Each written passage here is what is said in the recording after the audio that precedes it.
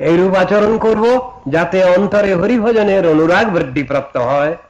হরিতে অকৃত্রিম আন্তরিক অনুরাগ না থাকলে বাহ্যে শত অনাসক্তির ভাব দেখালেও কৃষ্ণ তাকে কৃপা করেন না। আরো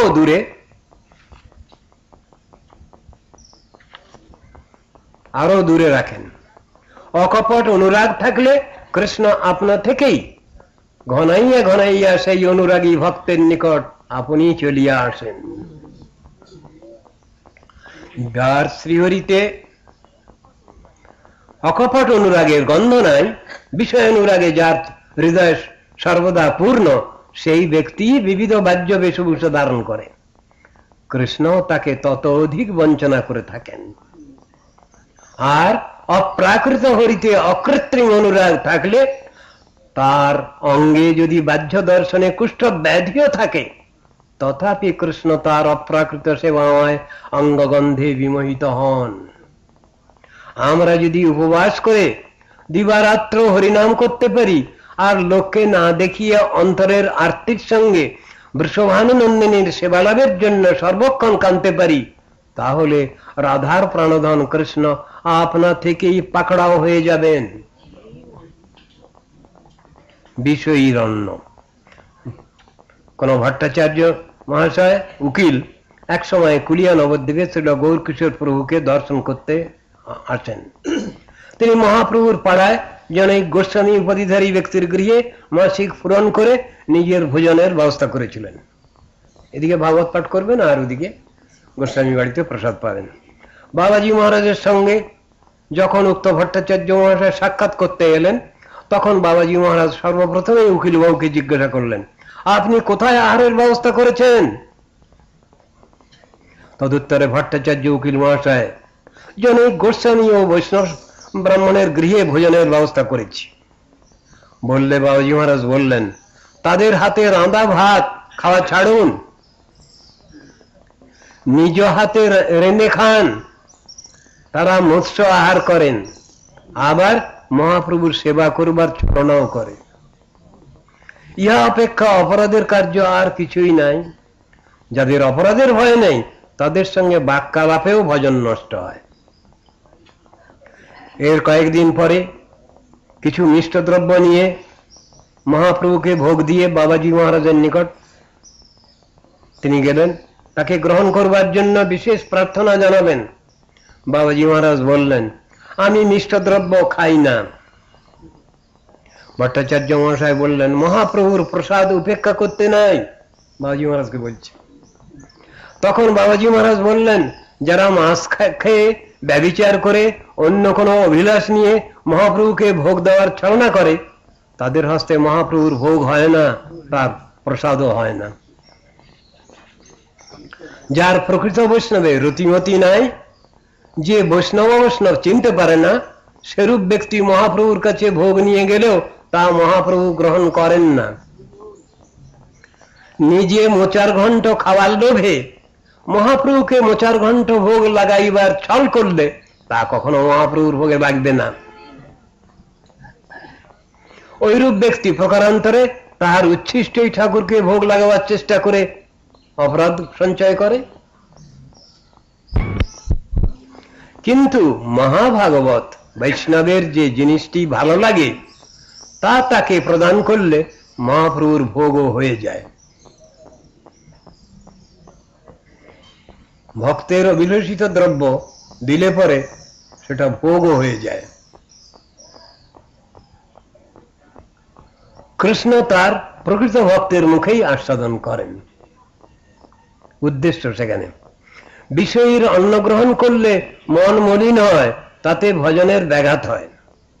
আমার কৃষ্ণ ভজন হলো না, কি করে আমি বৈষ্ণবের সেবা পাব? এইরূপ অত্যন্ত আর্তি পূর্ণ হৃদয়ে লোকের ফেলে দেওয়া বেগুনের ছোবড়া, কলার ছোবড়া প্রভৃতি সিদ্ধ করে লবণহীন সর্বাত্ম সমর্পণের সঙ্গে তা মহাপ্রসাদ হয়। মহাভাগবত বৈষ্ণবী ভালো ভালো দ্রব্য গ্রহণ করবেন। আমার হরিভজন হলো না, ভালো খেয়ে ভালো পরে আমার ভজন বিমুখতার আনুকূল্য করলে কি হবে? শিক্ষা দৈন্য করলেন তিনি। আমাদের শিক্ষা আর একটা পড়ব। শ্রী মায়াপুরে প্রীতি। শ্রীল গৌরকিশোর প্রভুর চরিত্রে সর্বপ্রকার বিরুদ্ধ ধর্মের অপূর্ব সমন্বয় দেখতে পাওয়া যায়। বিরুদ্ধ সামান্যম তস্মিন্ন চিত্রম, সেই সূত্রের বিষয়বস্তু।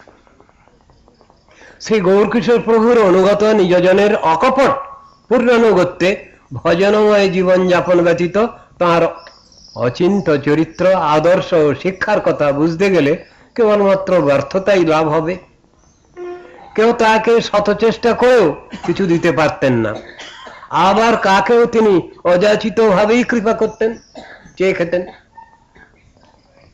এক সময় শ্রীধাম মায়াপুর থেকে জনৈক গৃহস্থ ভক্ত বাবাজি মহারাজকে দর্শন করতে কুলিয়ায় যান। নবদ্বীপে, শহর নবদ্বীপে আসেন। বাবাজি মহারাজ তখন কুলিয়ায় একটা তৃণনির্মিত ছইয়ের অভ্যন্তরে বাস করতেন।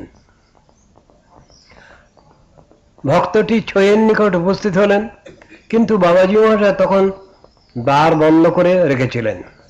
নিকটস্থ কোন লোক বাবাজি মহারাজকে জনৈক দর্শন প্রার্থীর কথা জানালে বাবাজি মহারাজ বললেন, আমাকে দর্শন করতে হলে 2টি টাকা দিতে হবে। যা হয়ে থাকে বাজারে, আমাকে দর্শন করতে হলে 2টি টাকা দিতে হবে। তখন সেই মায়াপুরের দর্শন প্রার্থী গৃহস্থ ভক্তটি পকেট থেকে 2টি টাকা বাহির করিয়া নিকটস্থ জনৈক সেবকের নিকট প্রদান করলে সেবক বাবাজি মহাশয়কে তা জানালেন। তখন বাবাজি মহারাজ কপাট খুলে বললেন, দর্শন করুন।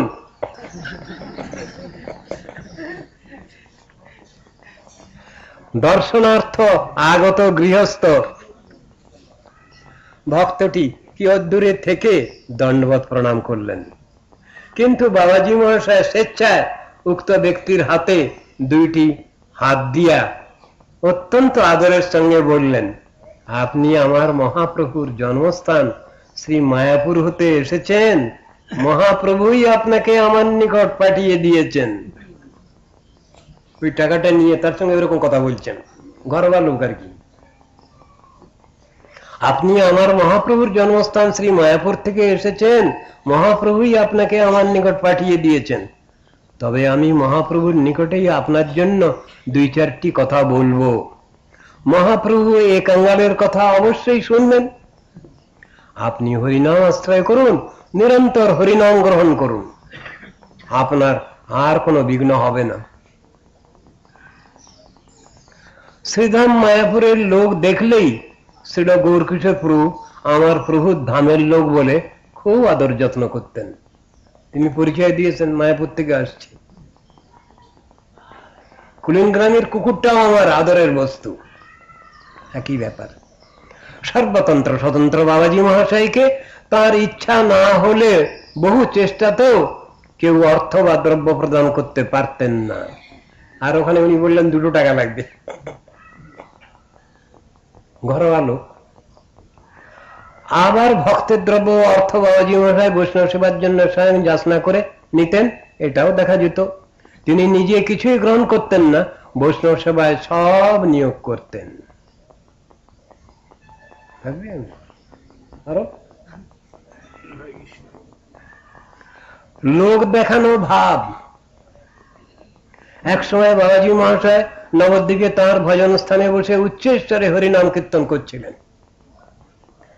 সমবেত অন্যান্য লোকও বাবাজি মহারাজের অনুগমনে হরিকীর্তন সংকীর্তন করছিলেন। এমন সময় এক ব্যক্তি তথায় এসে নানা প্রকার অশ্রুফুলক আদি দেখাতে লাগলেন। অন্যান্য ভক্তগণ মনে করলেন হরিসংকীর্তনে এর খুব ভাব হয়েছে, ইনি সিদ্ধ দশা লাভ করেছেন।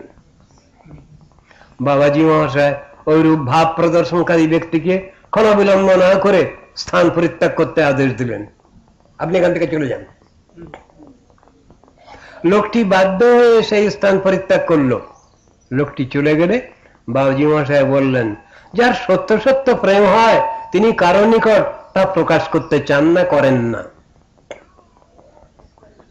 তিনি খুব গোপনে লুকিয়ে রাখেন ওটা।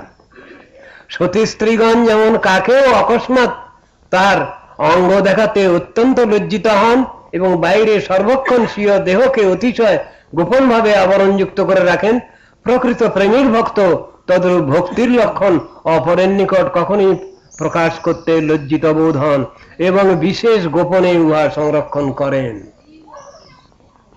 সাধন ভজন ও বল, সাধন ভজনের লভ্য বস্তু তার কাছে প্রকাশ্য নয়। আরো হবে,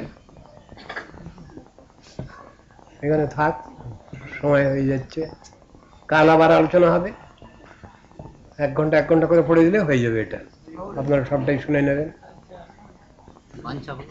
বাঞ্ছা কল্পতরুভ্যশ্চ কৃপা সিন্ধুভ্যৈব চ পতিতানাং পাবনেভ্যো বৈষ্ণবেভ্যো নমো।